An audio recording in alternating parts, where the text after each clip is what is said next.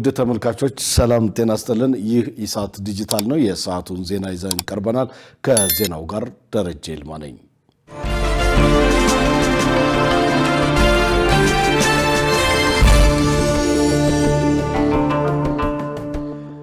የኢትዮጵያ ኢንተርፕራይዝ ልማት ለ22000 ዜጎች የሥራ ዕድል መፍጠሩን አስታወቀም። በተያያዘ 415 አዲስ አነስተኛና መካከለኛ ኢንተርፕራይዞች መቋቋማቸውንም ገልጿል። መሳይ ገዛኸኝ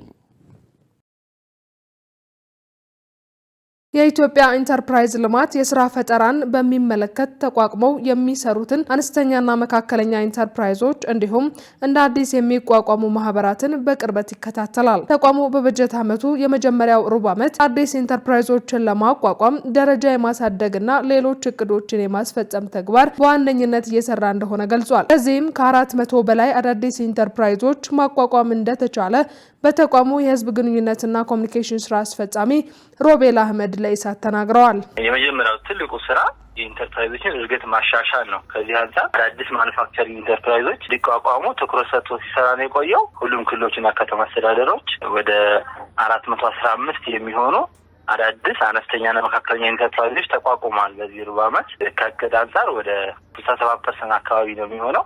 ያው እንደነገርኩሽ የዝግጅት ምዕራፍ ስለሆነ የመጀመሪያው ሩብ ዓመት ላይ ስራዎች ሞር ወደ እቅድ ላይ እቅድ ማውረድ እና ሌሎች ነገሮች ጋር ትኩረት አድርገው ነው የሚሰጡት። ቢሆንም ግን ወደ 70% አካባቢ የሚሆነው ማሳካት ይችላል ከማቋቋም አንፃር። ሌላው አንዱ ስራ ነባር ኢንተርፕራይዞችን ማጠናከር ነው። የተለያዩ ድጋፎችን በመስጠት ወደ 1360 የሚሆኑ ኢንተርፕራይዞችን ለማጠናከር ነበር የታቀደው። ወደ 2000 የሚሆኑ ነባር ኢንተርፕራይዞችን ማጠናከር ተችሏል። በአነስተኛና መካከለኛ ደረጃ የተቋቋሙ ኢንተርፕራይዞችን ደረጃ ማሳደግ የውጭ ምንዛሪን ከማሳደግና የስራ ዕድል ከመፍጠር አንጻር ሚናቸው ከፍተኛ እንደሆነ ይታመናል። በተቋሙ የኢንተርፕራይዞችን አቅም ለማሳደግ የተሰሩ ስራዎችን በተመለከተ የጠየቅናቸው አቶ ሮቤል የሚከተለውን ምላሽ ሰጥተውናል። ኢንተርፕራይዞች ከአንድ ደረጃ ወደ ቀጣዩ ደረጃ እንዲሸጋገሩ ድጋፎች ተሰጥቷቸው ውጤታማ እንዲሆኑ ነው ኤክስፔክት የሚደረገው። ከዚህ አንጻር ከአነስተኛ ወደ መካከለኛ፣ ከመካከለኛ ወደ ከፍተኛ ኢንዱስትሪዎች እንዲቋቋሙ ነው ሲሰራ የነበረው። በዚህም በሩብ ዓመቱ 35 የሚሆኑ ኢንተርፕራይዞች መሸጋገር ተችሏል ማለት ነው፣ ከአንድ ደረጃ ወደ አንድ ደረጃ። በዚህም በመጀመሪያ ሩብ ዓመት ለ9946 የሚሆኑ የዜጎች የስራ ዕድል መፍጠር ተችሏል። እነዚህ በአዲስ በተቋቋሙት ነው። በተጠናከሩት ደግሞ ወደ 12000 ዜጎች የስራ ዕድል መፍጠር ተችሏል። በአጠቃላይ አዳዲሶችን በማቋቋም እና ነባሮችን በማጠናከር በሩብ ዓመቱ ውስጥ ወደ 22000 የሚሆኑ ዜጎች የስራ ዕድል መፍጠር ተችሏል። ከማጠናከርና የስራ ዕድል ከመፍጠር አንጻር የተሻለ ስራ ተሰርቶበታል። አዳዲስ ማኑፋክቸሪንግ ኢንተርፕራይዞች ከማቋቋም አንጻር ግን እንደነገርኩሽ ቅድሙ እንደገለጽኩት ወደ 70% አካባቢ የሚሆን ይሳካው። ከማጠናከርና የስራ ዕድል ከመፍጠር አንጻር የተሻለ ስራ ተሰርቶበታል። ወጣቶች በኢንተርፕራይዝ ልማት በመደራጀትና በመሰማራት ለኢኮኖሚያዊ እድገት አስተዋጽኦ እንዲያደርጉ እያበረታታ መሆኑን ተቋሙ አስታውቋል። በሶማሌ ክልል ከህግ አግባብ ውጭ የታሰሩ 121 ሰዎች ከእስር መለቀቃቸውን አረጋግጫለሁ ሲል የኢትዮጵያ ሰብአዊ መብቶች ኮሚሽን ገለጸ። የኢትዮጵያ ሰብአዊ መብቶች ኮሚሽን ትናንት ዳር 16 ቀን ባወጣው መግለጫ በሶማሌ ክልል ያለውን አጠቃላይ የሰብአዊ መብቶች ሁኔታ በተመለከተ ከክልሉ ርዕሰ መስተዳድር ጋር ጥቅምት 10 ቀን 2018 ዓ.ም በጅግጅጋ ከተማ ውይይት ማካሄዱን ገልጿል። በውይይቱ ኢሰመኮ በክልሉ ያለውን የሰብአዊ መብቶች ሁኔታ በተመለከተ በተለያየ ጊዜ ባካሄደው ክትትል የደረሰባቸውን ግኝቶች በማቅረብ መልካም ምርታዎች ተጠናክረው እንዲቀጥሉና አሳሳቢ ጉዳዮች የእርምት እርምጃ እንዲወሰድባቸው ማሳሰቡን አስታውቋል። በተለይም በማረሚያ ቤቶችና በፖሊስ ጣቢያዎች በህግ ጥበቃ ስር ያሉ ሰዎች የሰብአዊ መብቶች አያያዝና የፍትህ ተደራሽነት እንዲሻሻል ለማድረግ የሚያስችሉ እርምጃዎች እንዲወሰዱ እንዲሁም የተራዘመ የቅድመ ክስ እስር እንዲታረም ለተፋጠነ የተሟላ ፍትህ አሰጣጥ በቂ ትኩረት እንዲሰጥ ኢሰመኮ ምክረ ሀሳብ ማቅረቡን አመልክቷል። የሶማሌ ክልላዊ መንግስት ርዕሰ መስተዳድር ሙስጠፋ መሐመድ በውይይቱ ላይ ኢሰመኮ በዝርዝር ያነሳቸው አሳሳቢ የሰብአዊ መብቶች ጉዳዮች እልባት ለመስጠት በተለይም የተራዘመን የቅድመ ክስ እስር በማስቀረት የተፋጠነ ፍትህ ለመተግበር የክልሉ መንግስት በልዩ ትኩረት እንደሚሰራና ክትትል እንደሚያደርግ በገቡት ቃል መሰረት ክልሉ አበረታች ተግባራዊ እርምጃዎችን መውሰድ መጀመሩን ኢሰመኮ ማረጋገጡን በመግለጫው አስታውቋል። በዚሁ መሰረት በክልሉ በተለያዩ ፖሊስ ጣቢያዎች ከህግ አግባብ ውጭ ታስረው የነበሩ በአጠቃላይ 121 ሰዎች ከእስር መለቀቃቸውን እንዲሁም ሌሎች ትኩረት የሚፈልጉ አሳሳቢ የሰብአዊ መብቶች ጉዳዮችን ለማስተካከል ክልሉ ጥረት በማድረግ ላይ መሆኑን ተገንዝቤያለሁም ብሏል። በተጨማሪም ተፈርዶባቸው በማረሚያ ቤቶች የነበሩ 2 ጋዜጠኞችን በይቅርታ መልቀቁን ኢሰመኮ አረጋግጧል። በዚህም የኢሰመኮ ዋና ኮሚሽነር ብርሃኑ አዴሎ የሶማሌ ክልል በአጭር ጊዜ ውስጥ ለወሰዳቸው አበረታች የምክረ ሀሳብ አፈጻጸም እርምጃዎች እውቅና ሰጥተው ተግባሩ በሌሎች ክልሎችም በአርአያነት ሊወሰድ የሚገባው መሆኑን መግለጻቸውን የኢሰመኮ መግለጫ አስነብቧል።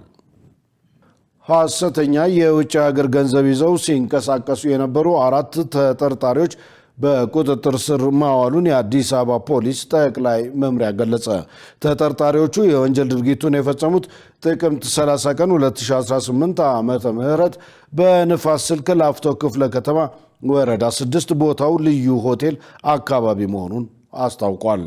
አንደኛው ተጠርጣሪ የተበደረውን ገንዘብ ልመልስልህ በማለት ሐሰተኛ $100 ለጓደኛው እንደሰጠው የገለጸው የንፋስ ስልክ ላፍቶ ክፍለ ከተማ ፖሊስ መምሪያ ግለሰቡም ከጓደኛው የተቀበለውን ዶላር ወደ ባንክ በመሄድ ለመመንዘር ሲሞክር ሐሰተኛ መሆኑ ስለተረጋገጠ ለፖሊስ ጥቆማ ሰጥቷል።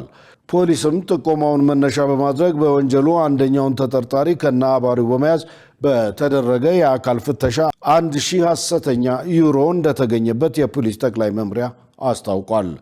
ሌላኛው ተጠርጣሪ ሐሰተኛ ዶላሩን ከየት እንዳመጣ ሲጠየቅ የውጭ ሀገር ዜጋ ወደ ሆነው 4ኛ ተጠርጣሪ መምራቱን ያስታወሰው የፖሊስ መምሪያ በአጠቃላይ ከ8000 በላይ የተለያዩ የውጭ ሀገር ገንዘብ ኖቶች መያዛቸውን ገልጿል።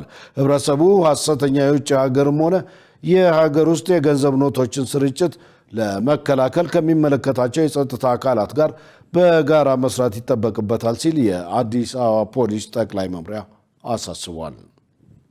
ውድ ተመልካቾች ከኢሳት ዲጂታል የሰዓቱ ዜና እንደቀጠለ ነው። አሁን ደግሞ ወደ ውጭ ዘገባ አልፋለሁ።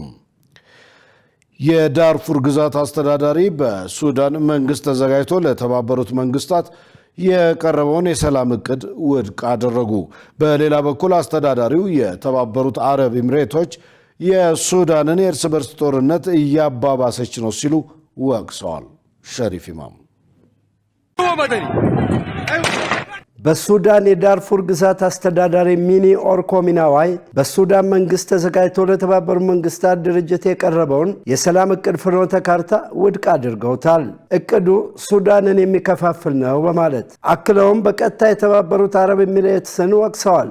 በዚህም በአንድ በኩል የሱዳን ጦርነት እንዲቆም እያደራደረች፣ በሌላ በኩል ደግሞ ጦርነቱን ታቀጣጥላለች ብለዋል። ቅዳሜ ዕለት ከቢቢሲ አረብኛ ጋር በነበራቸው ቆይታ ከሱዳን ጦር ኃይል ጋር ከፍተኛ አጋርነት የነበራቸው እኚሁ መሪ በመንግስት ውስጥ መከፋፈል እንዳለ ጠቁመዋል። በራሱ በመንግስት የተዘጋጀውና ለተባበሩት መንግስታት ዋና ጸሐፊ ማርች 10 ቀን 2025 የተላከውን የሰላም እቅድ አልቀበልም ብለዋል። ሚናዊ አጽንኦት ሰጥተው ለተባበሩት መንግስታት ድርጅት የቀረበ የሰላም እቅድ አካል አይደለሁም፣ መሆንም አልፈልግም ብለዋል። አክለውም የቀረበውን እቅድ የሚመለከቱት ሀገሪቱን እንደሚከፋፍል አድርገው ነው። ከቀረበው የሰላም እቅድ ውስጥ በዋነኛነት የሚቃወሙት አንቀጽ ደግሞ የፈጥኖ ደራሹ ኃይል ከካርቱም ለቆ ወደ ቀደመው ምሽጉ እንዲገባ የሚለውን ነው። ሚናዊ እንደሚያምኑት ይህ አንቀጽ ለቡድኑ አካባቢው እንዲቆጣጠር ሕጋዊ ድጋፍ የሚሰጥ ነው። ይህንም ሙሉ ለሙሉ እቃወማለሁ፣ ምክንያቱም ለወንበዴ መፈልፈያ የሚሆን ስፍራ የለም ሲሉ አስረግጠው ተናግረዋል። ኳድ በሚል አሜሪካ፣ ግብፅ፣ የተባበሩት አረብ ኤሚሬትስና ሌሎች ሀገራትን ያቀፈውን የሱዳን የሰላም አፈላላጊ ቡድን በተመለከተ ሚናዊ የተባበሩት አረብ ኤሚሬትስም በእርግጥ ነፃ የሆነች አደራዳሪ ናት ወይ ሲሉ ይጠይቃሉ።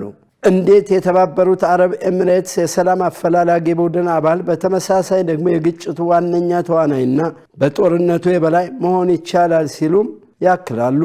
እናም ለተባበሩት አረብ ኤሚሬትስ ባቀረቡት ጥሪ የነበራትን ግንኙነት እንደገና ወደ ነበረበት ለመመለስ ከሱዳን መንግስት ጋር የሁለትዮሽ ንግግር ማድረግ ያስፈልጋል። ይህ ካልሆነ አሁን ላይ እያደረገች ያለው እዚህም እዚያም የሚደረገው ጨዋታ አዋጭ አይደለም ብለዋል። ብሔራዊ ሀገራዊ ምክክርን በተመለከተ ሚናዊ ጦርነቱ ካበቃ በኋላ የፈጥኖ ደራሹ ኃይል በምንም የፖለቲካ እንቅስቃሴ ውስጥ የሚኖረውን ተሳትፎ እንደሚቃወሙ ገልጸዋል። አሁን ላይ የፈጥኖ ደራሹ ኃይል እኛን እያጠቃ ነው፣ ሕፃናትን እያጠቃ ነው፣ ሕፃናትን ከቦ ነው ያለው ብለዋል። በተቃራኒው ከጦርነት በኋላ ሊኖሩ በሚችሉ ምክክሮች ላይ ቀደም ሲል ሀገሪቱን ይመራ የነበረው ፓርቲ ናሽናል ኮንግረስ ፓርቲ በህዝቡ ዘንድ በደንብ ስር የሰደደና የሚታወቀውን ፓርቲ በምክክሩ አለማሳተፍ ወደ ሌላ ጦርነት ሊያመራ ይችላል ብለዋል። ዜናውን ስናዘጋጅ ሱዳን ትሪቡንን በመረጃ ምንጭነት ተጠቅመናል። ውድ ተመልካቾች ከኢሳት ዲጂታል የሰዓቱ ዜና እስካሁን ነበር። ከዜናው ጋር ደረጀ ይልማ አብሬያችሁ ቆይቻለሁ። ከቀሪ የኢሳት ዝግጅቶች ጋር ሰናይ ጊዜ